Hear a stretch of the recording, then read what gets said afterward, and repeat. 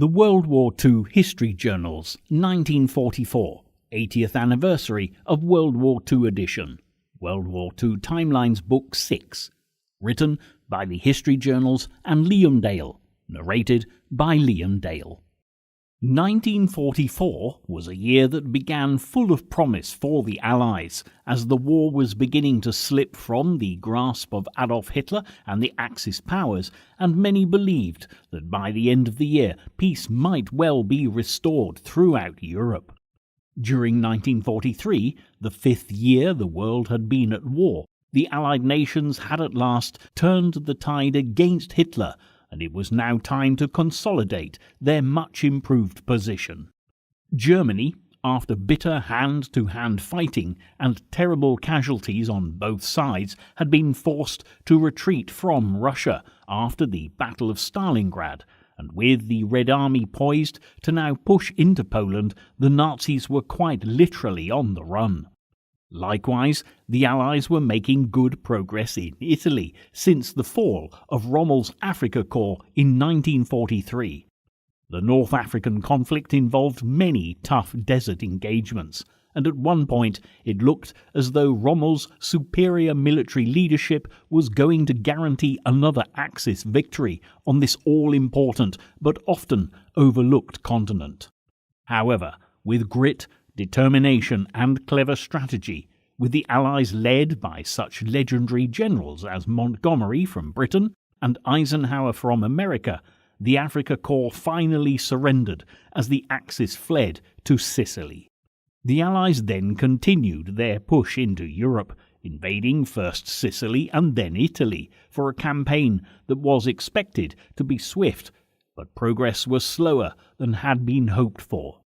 As 1943 drew to a close, it had been hoped that the Allies would be in Rome by January, but as 1944 began, they were still locked in a desperate battle in central Italy and were many miles from the historic capital.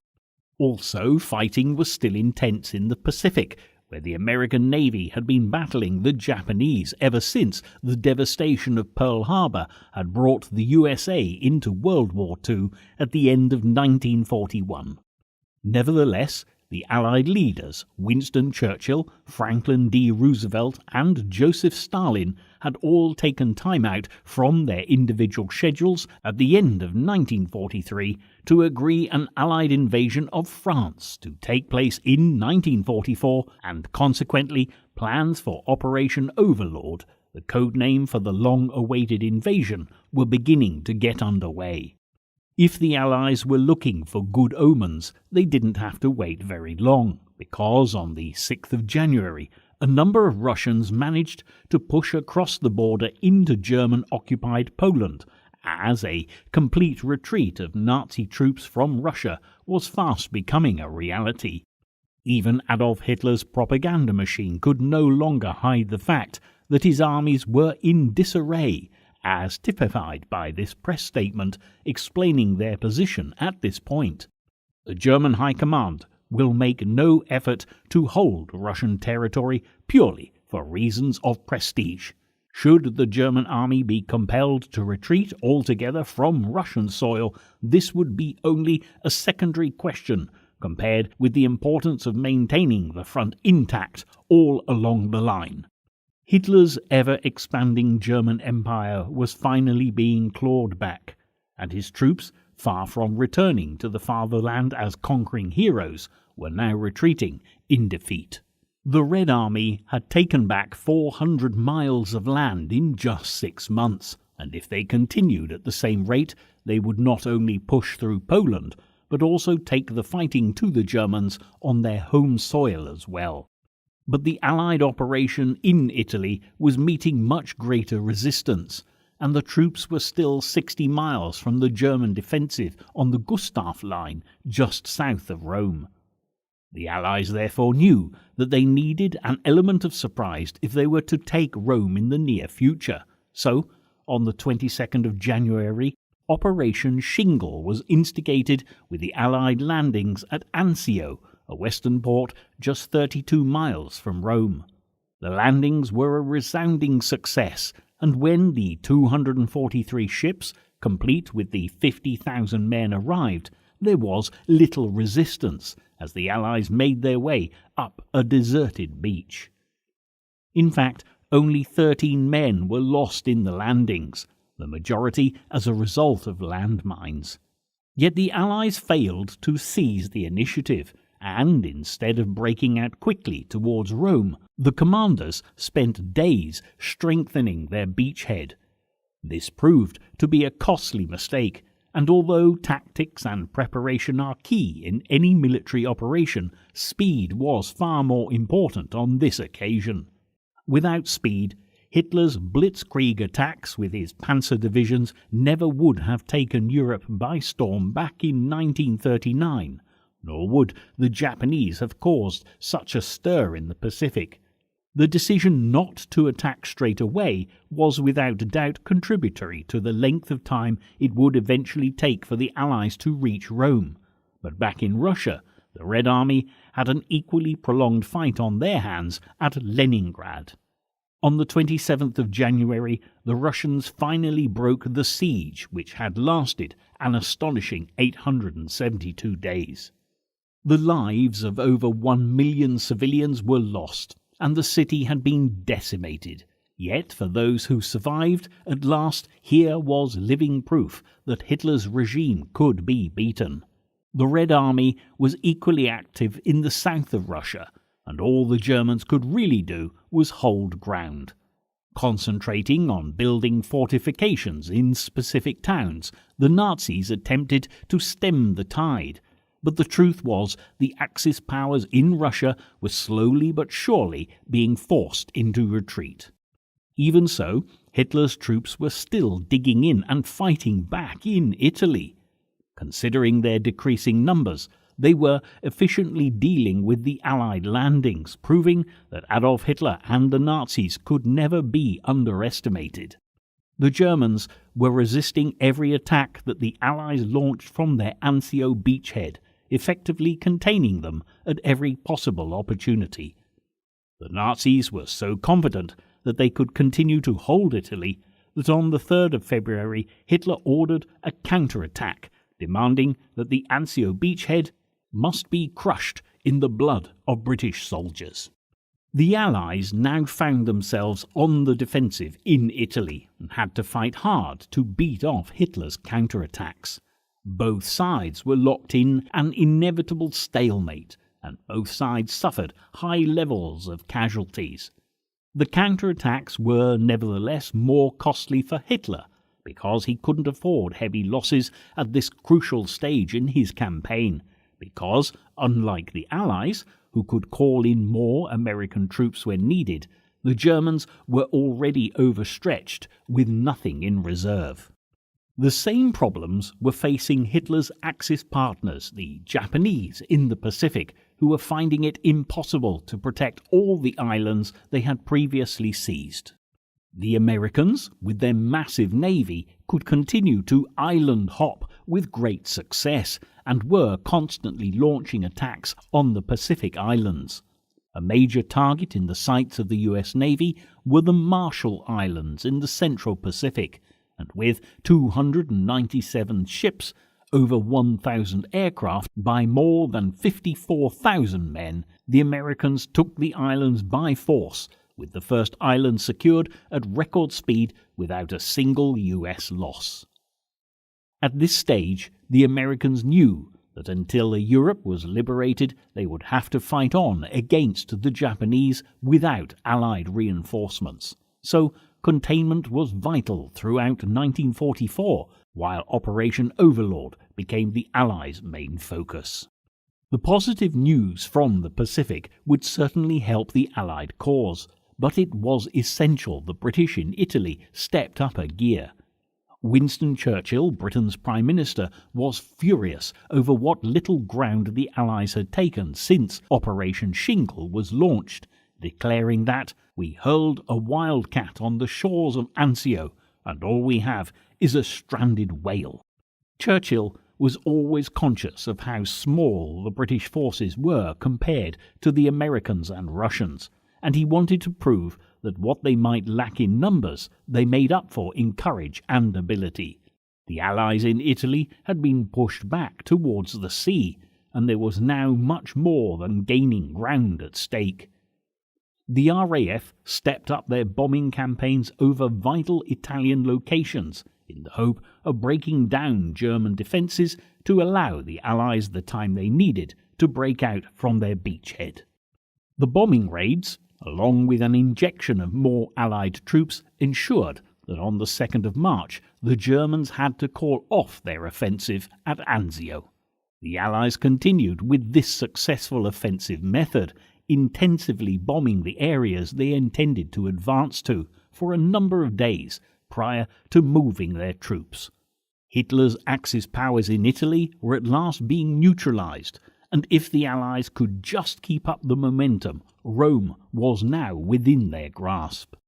Elsewhere, the Allies stepped up their air attacks over Germany, as bombing became more vital than ever as an integral part of the campaign against Adolf Hitler. Ironically, there were plenty of folk on the home front who opposed these raids on ethical grounds because so many innocent civilians were losing their lives. But after so long at war, it was becoming an inevitable price that would have to be paid. In the spring of 1944, Berlin was a major target for the Allies, and Air Chief Marshal Arthur Bomber Harris said that Berlin should be bombed until the heart of Nazi Germany ceased to beat. Whatever reservations were felt about the Allied bombing tactics, the general consensus was now that it was time to simply win the war as quickly as possible, and bombing, although an indiscriminate attack, caused the maximum amount of damage at devastating speed.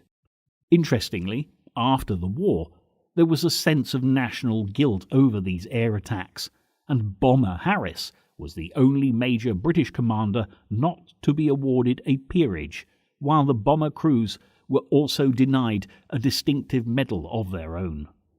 Whatever we today consider to be the rights or wrongs of bombing civilian targets, in 1944 the time had come for the Allies to do whatever was necessary to stop Adolf Hitler and his megalomania.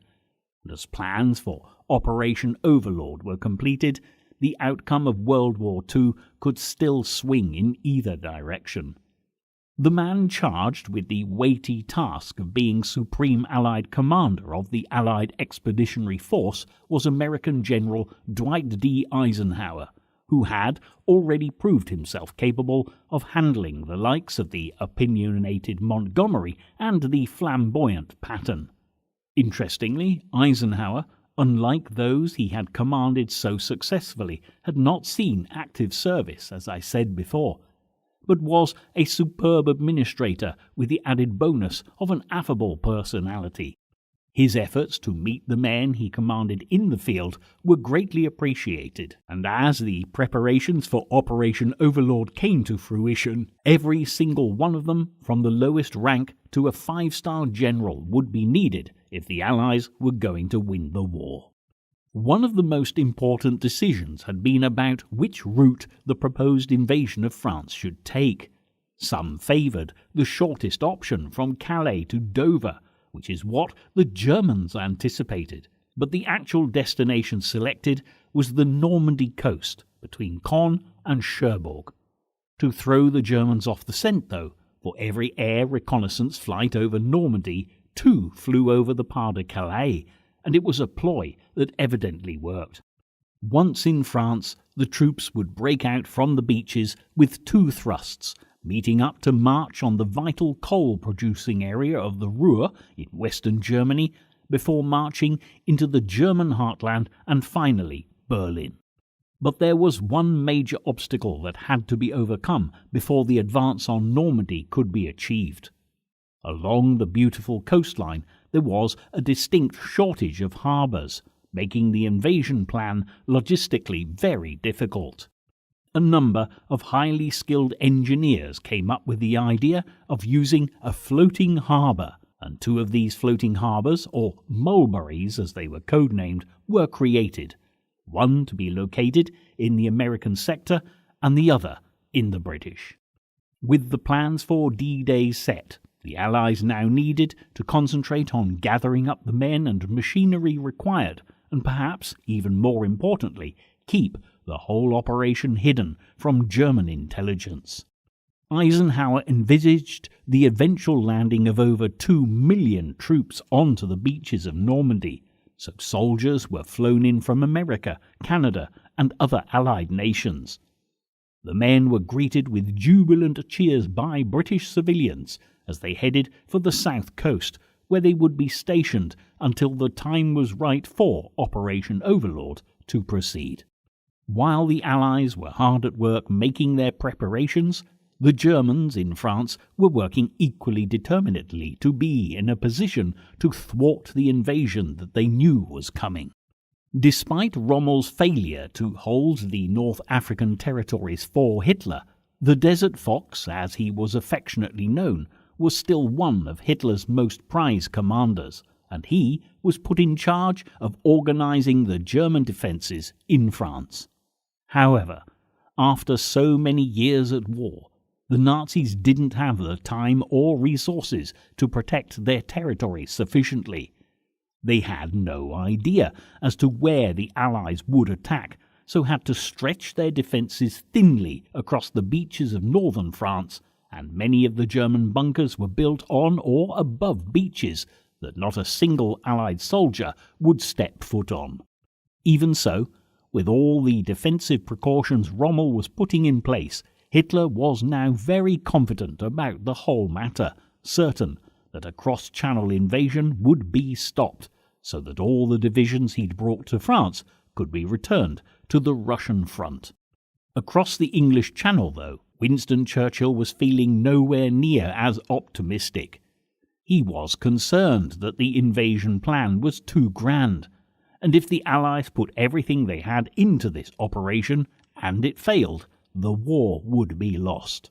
However, persuaded by the Americans and Russians to go ahead with Operation Overlord, Churchill once more rallied the people of Britain to give everything for this make-or-break mission.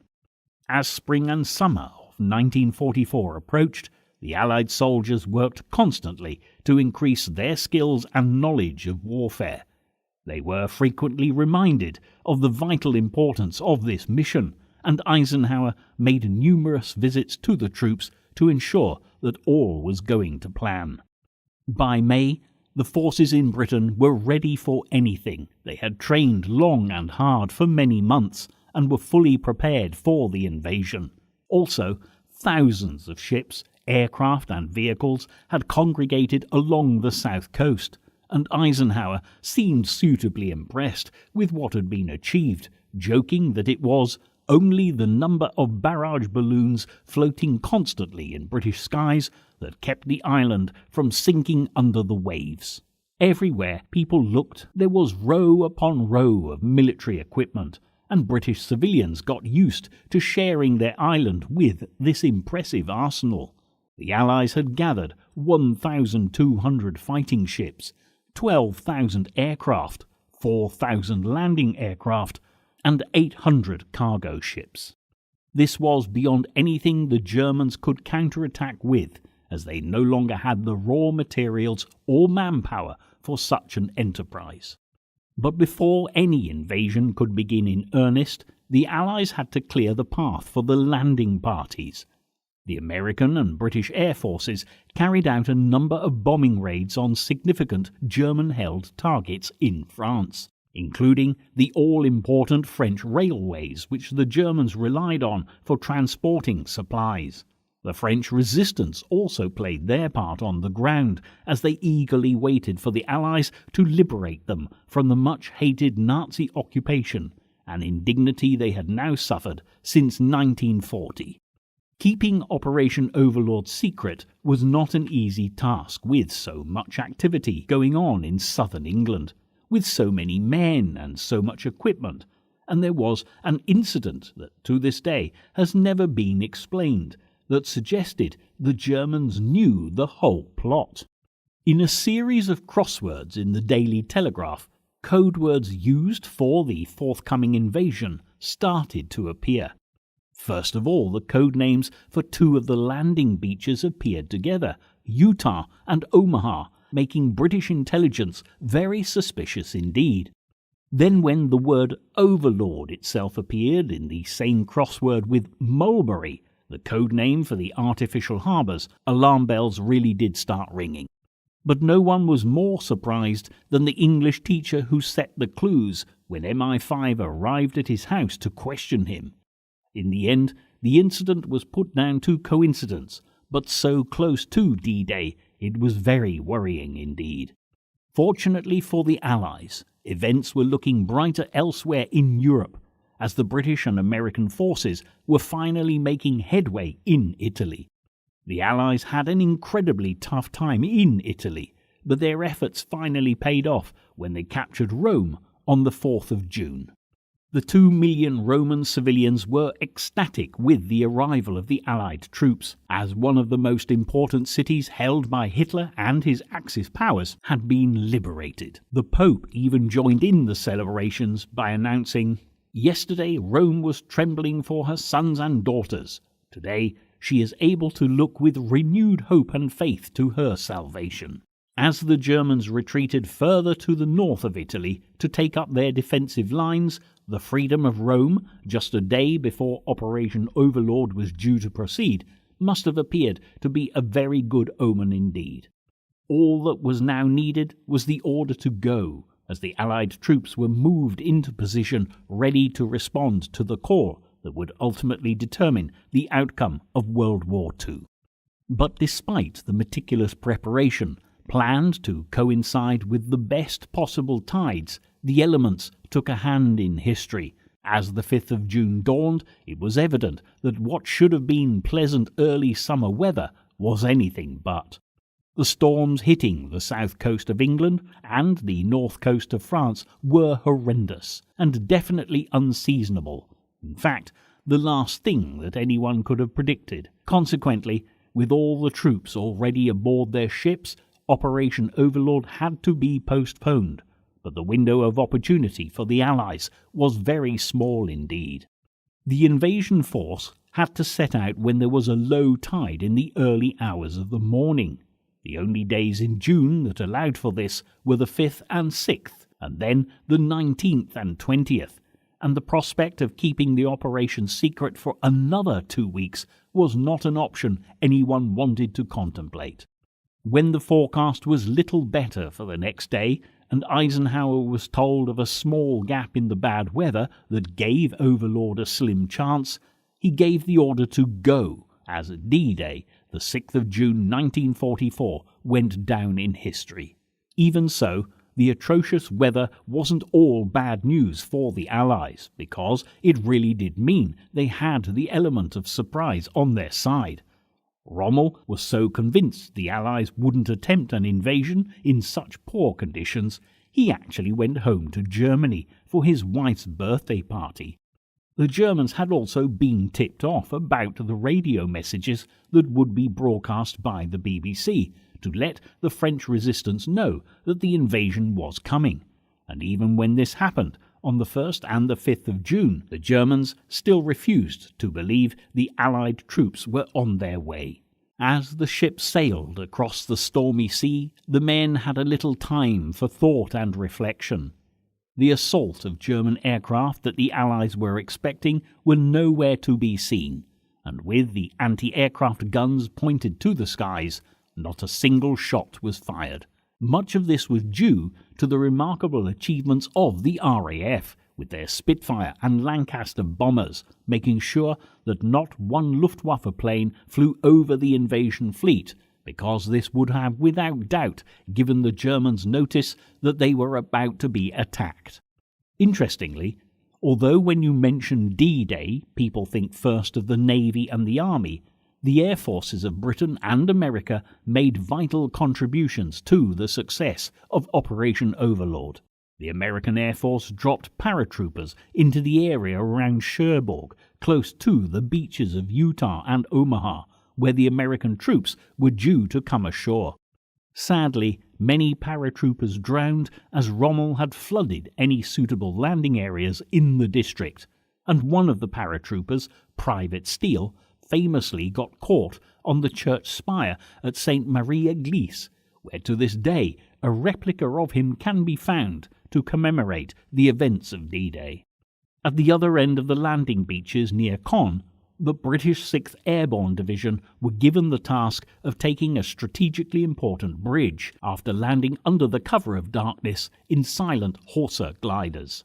Major John Howard and his men landed on target and won the first victory of the Normandy campaign, achieving their objective, and ever since it's been known as Pegasus Bridge in honour of the flying horse insignia of the British 6th Airborne Division. Back at sea, as the invasion fleet got ever closer to the beaches of Normandy, the Germans finally realised what was happening, and they launched everything they could at the Allies. The sea was covered with a thick, dark smoke as both sides tried to inflict the greatest amount of damage possible before the ships reached land. The Germans had spent many years building up their empire and were not about to give everything up without a fight. The Allies were, however, well prepared, and battleships and aircraft worked tirelessly to prepare the way for the landing craft. So, once the smoke began to settle, the first carriers were edged closer to the beaches, covering a 50-mile stretch of coastline with 5 main landing beaches. From Utah and Omaha, where the Americans would land, through to Gold, Juno and Sword, where the British and Canadians would fight, the task ahead was colossal, and unfortunately the poor weather took its toll, as the landing craft were tossed about like corks in the choppy sea, and there was hardly a soldier who wasn't sick before reaching the beaches. When the doors of the landing craft swung open, the troops who had been aboard ship for over 70 hours spilled out, wet, cold and seasick, unaware of what kind of reception was there to meet them. The men waded through the water and headed to the beaches as quickly as possible, and what they encountered depended as much upon luck as judgment. Some of the beaches, most notably Utah, were relatively unprotected, and the Allied losses were minimal, while other soldiers wouldn't even have a chance to get out of the water before being gunned down by the Germans. The worst conditions were faced by the American troops who landed on Omaha Beach, where they were met by an elite German infantry division on manoeuvres in the area, and almost 3,000 American soldiers were slaughtered within a matter of hours. The storms were also inflicting serious damage on the landing craft, and many of them capsized in the rough sea, as soldiers had to be dragged to safety. Also, the intelligence the Allies had received wasn't always accurate. At Point du Hoc, an American Ranger division battled their way up steep cliffs to take out what was believed to be a huge battery, but when they reached the top, the German guns had already been removed, and the many who had lost their lives in the effort had, in effect, been sacrificed unnecessarily. What with the bad weather, the injuries already sustained, and the loss of equipment to the stormy sea, it could well have appeared that halfway through the first day of Operation Overlord, the landings were not achieving what had been hoped for. Nevertheless, this was a huge undertaking, and the strength of Overlord always relied upon its scale, and by the end of June the 6th, over 156,000 Allied troops had successfully landed on the beaches, and there were many more to come. In no time at all, laden with equipment, troops began to move off the beaches and into the French countryside. By marching 20 or so miles inland, the divisions were able to link up so that a massive beachhead could be formed, ready for the next step of the invasion plan. On the 7th of June, the weather finally started to improve, and as a result, a great deal of equipment could now be brought onto the beaches, as the Allied troops swiftly neutralized the Nazi defenses in the first few days of the landings. They were able to do this with relative ease, because so many of the elite German forces were busy fighting the Allies in Italy and on the Eastern Front, with many of those stationed in Normandy being conscripted schoolboys with no military experience whatsoever. Within hours, there was a steady flow of Allied soldiers into Normandy, and more were due to come. To help get reinforcements and supplies ashore as quickly as possible, the men got to work straight away on the construction of the mulberries, the specially constructed floating harbours. These colossal sea structures extended right out into the channel and helped to get men and equipment onto the beaches in almost any weather condition. Today, you can still see the remains of the mulberry built at Gold Beach in the British sector, but the one at Omaha was actually destroyed in the bad weather. As well as the sea route, the landing force also had to make sure that there were safe locations for planes to land and take off from. Temporary airstrips were constructed and were quickly operational. After the initial upsets, everything seemed to be going to plan, and the troops were pouring onto the beaches in northern France. By the 14th of June, there were over 500,000 soldiers on the beaches of Normandy, and despite the hardships faced by the Allied troops, not least the appalling weather, the landings had been a triumphant success. For the Allied leaders, especially Eisenhower, who had taken full responsibility for Operation Overlord in the face of Winston Churchill's misgivings, the relief must have been immense. It's interesting to note that sometime later, after Eisenhower had announced to the world that Operation Overlord had succeeded, a speech was found, probably written by Eisenhower on the morning of June 6th, which simply said that Overlord had failed and the troops, whether Army, Navy or Air Force, were not to blame, and the fault, if there were any, lay totally with him. As French towns along the Normandy coastline were steadily liberated, and Hitler's reign of terror was coming to an end, the German Führer was still capable of unleashing his anger on the British from where the invasion had come. Hitler had always promised his people a secret weapon, and the Nazis were in desperate need of such a device if they stood any chance of fighting back after D-Day.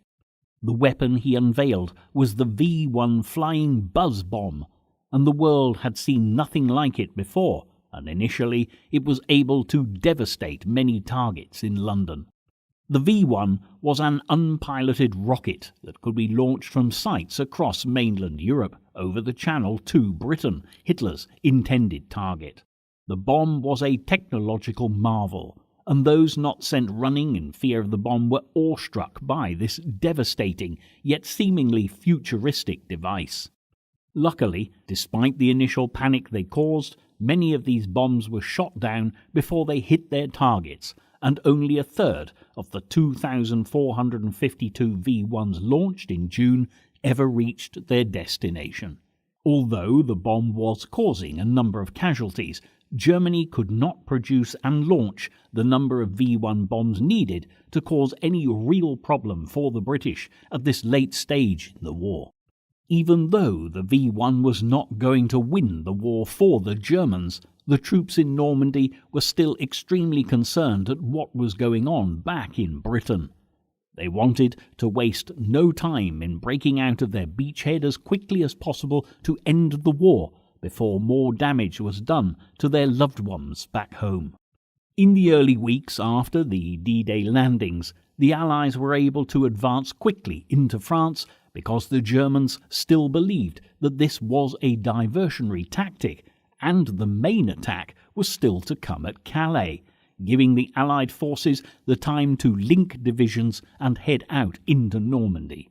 The Americans headed to the northwest region of France, where they were able to take control of the port of Cherbourg, which meant further troops and supplies could be brought in safely. The British, with General Montgomery at the helm, marched towards Caen, but this proved to be a much harder fought battle as the invasion force finally met with much stronger Nazi opposition. The Germans had eventually mobilized their forces to meet the Allies, and a month of heavy fighting dominated the Caen end of the landing area, and Monty's troops suffered some serious losses at the hands of the Germans. The British armoured divisions lost 200 tanks and were not able to breach the determined German defences.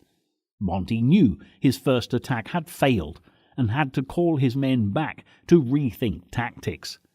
However, although the Allies may have lost this battle, Monty knew it was nothing compared to the size of the whole operation, and they could still win the war. It was mid-July, and there were now over 1 million men who had landed on the beaches of Normandy, and because of these huge numbers, Allied divisions could be sent to fight anywhere they were required. So Monty decided to keep the German divisions busy fighting in the north of France around Caen, keeping the American forces clear to be able to head south, where they faced little or no opposition, allowing the Allies to ease into a position where they could attack the Germans from the rear. The Nazis may have been determined to beat the D-Day invasion back into the sea, but they were woefully outnumbered, and as the weeks passed, it became evident that they were the ones that now needed a miracle if they were to stand any chance of holding on to France as an occupied territory. There was also great news from Russia, as by the 31st of July, the Red Army were only 12 miles from the Polish capital of Warsaw. In fact, as early as April 1944, the Russians had recovered almost all of their pre-war territory and were working hard to liberate other countries in Europe. The Red Army were now far superior to the fleeing Germans, and with the Second Front underway in France, Stalin knew it was only a matter of time before the Nazi army would be completely crushed.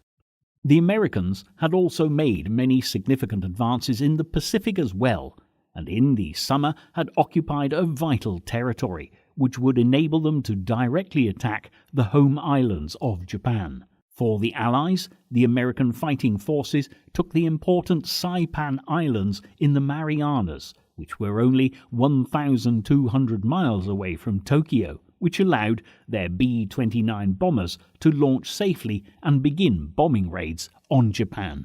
For the first time since Japan entered the war, the Allies could now directly attack their homeland, and while the Allies in Europe got ever closer to Germany, the Axis powers of evil that even at the beginning of 1944 had still appeared an impossible enemy to overcome were now seriously facing defeat on all sides.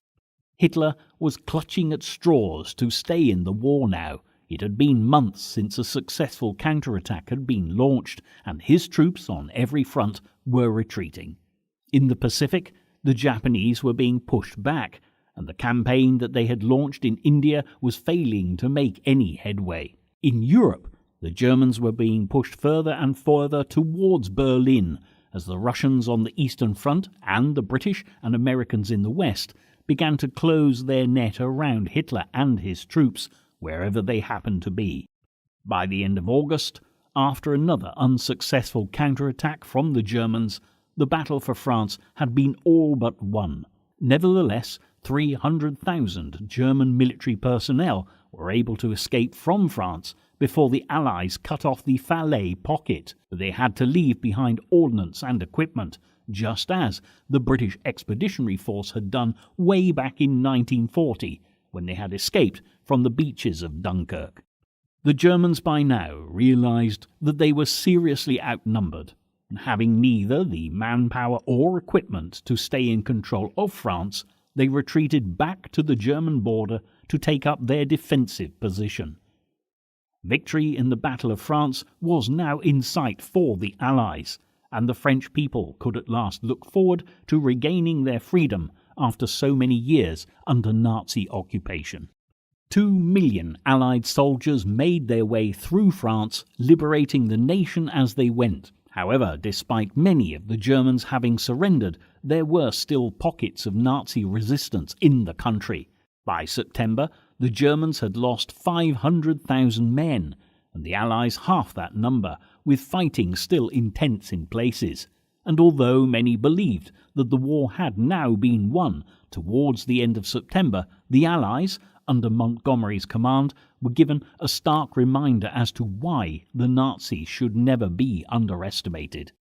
The Allies suffered heavy losses as a result of Operation Market Garden, a mission aimed at securing the many bridges in Belgium to create a clear path all the way to the North German plain. It was a risky operation, because it meant stretching the Allied troops very thinly. However, the rewards would have been great, accelerating the end of the war, in effect providing a shortcut into Germany. Unfortunately, the Allies cut too many corners, and the Germans penalised them severely for this. In the end, Monty had to call the offensive off as the Nazis refused to relinquish their positions, and only 2,500 of the 10,000 Allied soldiers involved in the mission survived or evaded capture to fight another day. The Allied commanders learnt a costly yet important lesson at Arnhem, because even in defeat, the Nazis could still inflict terrible damage. When Operation Market Garden was launched, the paratroopers were dropped over 3 separate days in small consignments, but this meant the British 1st Airborne Division never overwhelmed the Germans at any stage, and the result was a lost opportunity. Up until this point, it was thought that the war in Europe would be over before the end of 1944. But Operation Market Garden taught the Allies that there was no shortcut to victory. As autumn turned to winter, the worsening weather slowed down the Allied offensive to a crawl. Instead of trying to cross the River Rhine, following the Nazis who had retreated to Germany, Allied command judged it safer to let the troops hold their position until the spring, and then make one final push towards Germany. Montgomery even wanted to go home for Christmas, believing that an Allied victory was a foregone conclusion. However, again the Allies were underestimating the enemy, and Hitler came up with one last major counterattack that would prove very costly indeed. The Führer's strategy was not dissimilar to his invasion of France way back in 1940, when he attacked the enemy from behind their defensive lines. Hitler gathered together 600 tanks and 200,000 men, ready to attack through the Ardennes, recapture Antwerp, and then hopefully split the Allies in two and push them back towards the sea, just as he had at Dunkirk. It was a high-risk strategy, and Hitler's dwindling resources meant he was some way short of the numbers of men and tanks required for the mission to succeed. But Hitler was by now anything but rational, and would without doubt fight to the last, launching his attack on the Allies on the 16th of December. The attack at first took the Allies totally by surprise. It had been planned in complete radio silence, so even with ultra, British intelligence had failed to intercept any information. Consequently, the Battle of the Ardennes, forever known in popular culture as the Battle of the Bulge, proved conclusively that the Nazi war machine still had a sting in the tail. The Americans were thrown into panic and confusion as the Germans attacked, and most of the casualties inflicted on the US divisions during the entire battle were sustained in the first 3 days. Hitler really believed, as 1944 drew to a close, that he had a fighting chance of forcing the Allies to negotiate a peace treaty in favour of the Axis powers. That Hitler was losing what little grasp he had left on reality by this stage is without doubt, and as the war headed towards a climax, the human suffering of those who had already lived through 6 years of conflict worsened dramatically at the hands of the desperate Nazis. Like a wounded animal, Hitler's regime was very dangerous indeed, and although there was hope on the horizon for the Allies, there was still a great deal to be done if the threat posed by the Nazis was to be removed once and for all. Nevertheless, the people of Britain knew that the war was coming to an end, as the Home Guard was discharged and pre-war street lamps were replaced. Thoughts of loved ones returning and the prospect of a new year bringing the promise of peace was the best Christmas present anyone could have hoped for, not only in Britain, but in Allied nations the whole world over.